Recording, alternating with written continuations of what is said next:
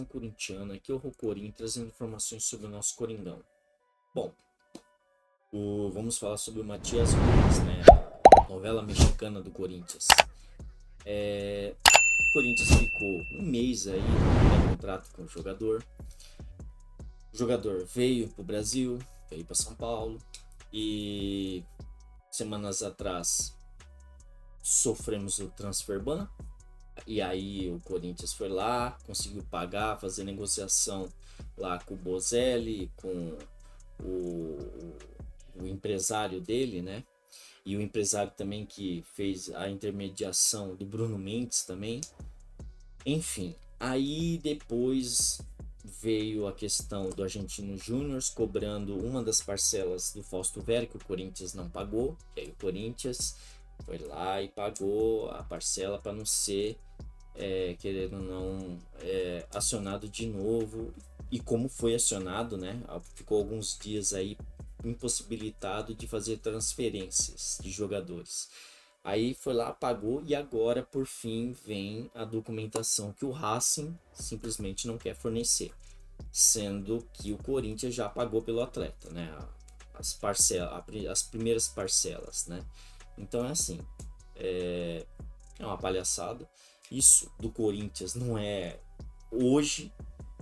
Sempre aconteceu. O Corinthians sempre, quando comprou jogador, nunca o jogador jogou, sei lá, 2, 3 dias depois fez algum jogo. Sempre foi uma semana, 2 semanas, 3 semanas. Então a documentação dele não chegou até agora. A gente perdeu igual hoje. Hoje tem jogo pela Sul-Americana. Podia contar com ele. Não pode mais contar. Se fizessem ontem, podia. Não, nem ontem, porque tem que ser 48 horas. Como querendo ou não, é fora do país, é uma coisa internacional. Então tem que ser 48 horas. Aqui no país são 24 horas. Não tem problema, né? Então, querendo ou não, colocando na quinta o jogador ou na sexta, dependendo a hora, ainda dá para fazer com que ele jogue, né, contra o América Mineiro. Mas assim, é uma novela e o Corinthians pode acionar o Racing por estar retendo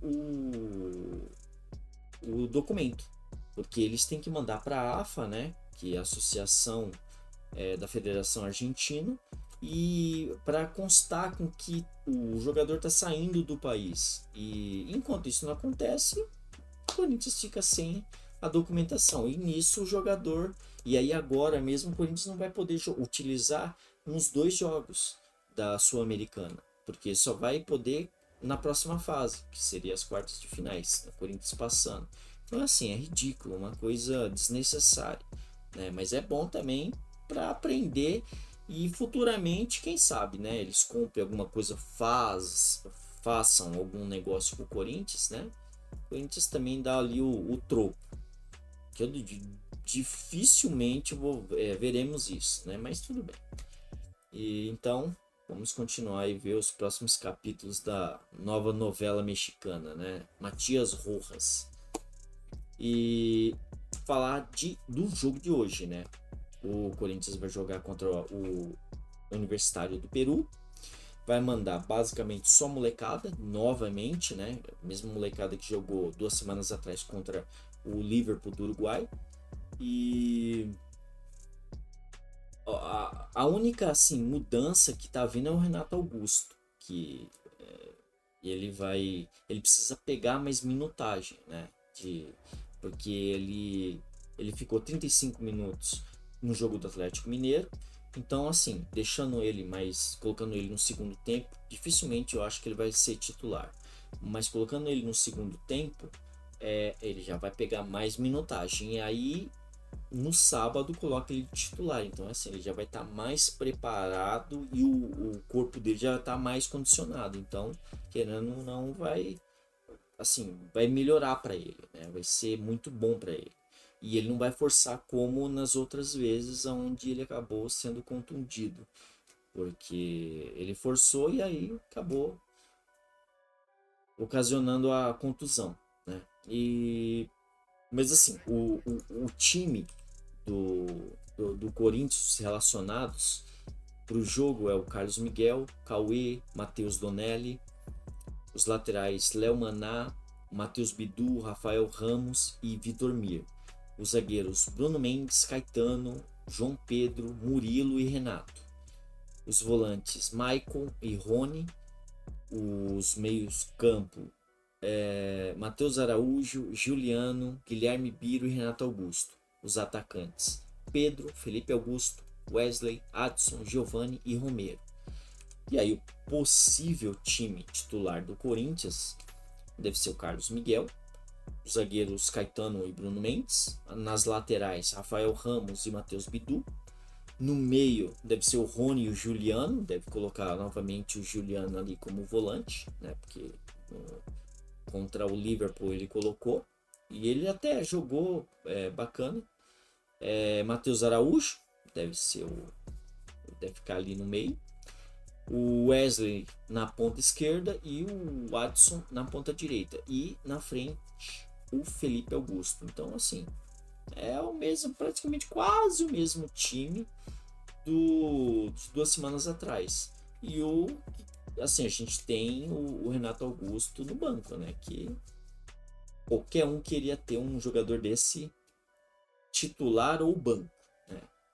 Mas enfim, vamos esperar com que o Corinthians meta uma sacolada aí nesse time do Universitário, para que na outra terça-feira, dia 18, o Corinthians entre tranquilo no jogo, basicamente com o resultado já no bolso, né? Mas enfim. Corinthians! Tudo certo. Falar sobre o Roger Guedes. Bom, o Roger Guedes, ele esse ano aqui ele vem quebrando recordes e atrás de recordes, né? Ele tá para quebrar o recorde da Arena, ser o maior artilheiro da Arena. Um gol ele já empata com o Jô. Ele tá com 29 gols na Arena. Ele passou as 2 outras marcas de melhor temporada dele, que eram de 15 gols, e agora ele tá com 19 gols, então ele só tá aumentando, né, a melhor marca dele em temporada. E ele no Campeonato Brasileiro, ele é o cara que mais finaliza, né, que também é outro recorde, isso do campeonato, né, Campeonato Brasileiro. E agora ele tá entre os 11 primeiros dos artilheiros do século XXI pelo Corinthians. Então ele passou o Guerreiro, que o Guerreiro tinha 18, ele foi para 19, né, no último gol aí contra o Atlético Mineiro. E assim, o Guerreiro ele tinha 18 gols em 46 jogos. Ele tem 9 jogos a menos do que o Guerreiro. Então é assim, e mais 3 gols ele empata, simplesmente ele entra no hall dos 10, né, maiores artilheiros do Corinthians do século XXI, e empata com o Luizão, com o Liedson e com o Herrera. Então assim, só jogador top, principalmente os dois, né? O Herrera não era tanto, ele era mais pela torcida, mas assim, o Luizão e o Liedson era centroavante nato, né? Os caras faziam muito gol e jogava muito bem, né? Mas é isso. Então ele vai acabar até o fim do ano passando lá o jogo. Deve passar pelos jogos que o Corinthians ainda tem no Brasileiro e outros jogos ainda que tem na Sul-Americana e Copa do Brasil. Ele deve passar essa marca e ser o maior artilheiro antes do fim do ano da Arena do Corinthians, né? E ainda outros recordes que estão por vir. Bom, fechando o Roger Guedes, falar da maior torcida organizada, né? Nosso time, que é a Gaviões da Fiel. Ontem mandou uma nota pedindo para a diretoria, enfim, que sejam mais claras as eleições que acontecerão em novembro.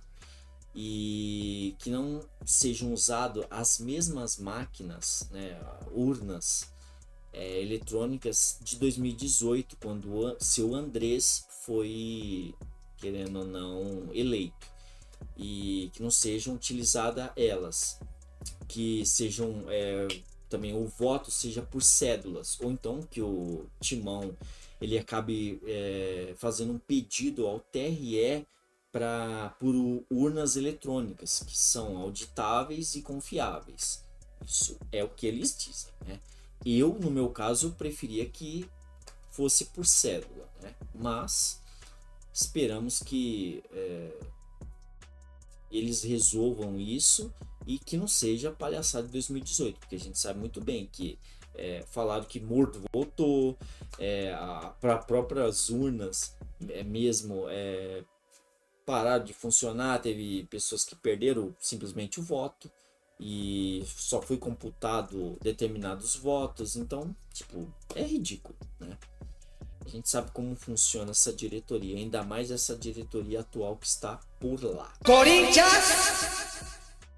Bom, vamos falar sobre o Duílio, né? Novamente, ele deu entrevista para ir para um canal aí e falando que voltou a mencionar o Pedro, né? A nossa joia, que ele vendeu para o Zenit e tal, que a venda foi justa comparada com as vendas que aconteceram para a Europa. E também voltou a dizer que tem que agradecer o Zenit, né, por ter feito a compra da joia corintiana. E aí, como vocês podem ver aí, o trecho aí dele falando aí. Lá no início da semana, que o Corinthians tem que agradecer muito ao Zenit. Como é que é essa relação com o Zenit? Por que dessas negociações, dessas opções? Isso é bom para o Corinthians? Como é que o senhor enxerga as críticas que o Corinthians recebe por essa relação com o Zenit? O que eu coloquei é que são valores de mercado, né? Os negócios que o Corinthians fez com o Zenit foram bons para o Corinthians. Você pode discutir esse último a venda do Pedro, né? Um menino de 17 anos, de 9 milhões de euros por 50% dos direitos econômicos dele. Tivemos na mesma semana a venda do Ângelo, por exemplo, para o Chelsea, o jogador do Santos, também da mesma idade, um pouquinho mais velho, mas com muito mais minutagem já, gols, números, por 15 milhões, os 100%. Então, se você for fazer a comparação, outro menino do Giovani, do Palmeiras, que foi vendido para a Arábia por 9 milhões, 50%, é o valor, né, desses atletas. Isso só o futuro, nós vamos dizer, mas é como eu coloquei, eu tenho que ter responsabilidade financeira, e se eu não tivesse essa proposta, por isso que eu falei, tem que agradecer ao Zenit, porque a gente tem contas a pagar, a gente tem 900 milhões de dívidas, a gente tem que seguir o nosso orçamento, como fiz em todo o meu mandato, mês a mês. Corinthians, dentro desse orçamento aí, tá 100% elenco, jogadores, comissão técnica, tá tudo em dia hoje? Tá em dia, mas temos muitas dívidas, né? 900 milhões. E dentre elas tem jogadores que passaram, que têm ações, tem clubes que ficamos devendo que também nos processam, como tivemos esses dias uma ameaça de transfer ban. Então, por isso, agora com os atletas sim, né? Com salários, jogadores, imagem, tudo em dia.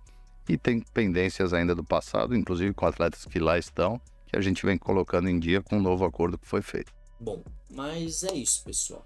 Esperamos que o Corinthians consiga vencer aí o Universitário do Peru por um resultado largo e que dê tudo certo essa semana aqui, né? E que a gente finalize essa semana aqui classificado da Copa do Brasil em cima do América Mineiro. Mas é isso. Eu desejo uma boa terça-feira, agradeço a vinda, senta o dedo no like, se inscrevam e até a próxima. Valeu!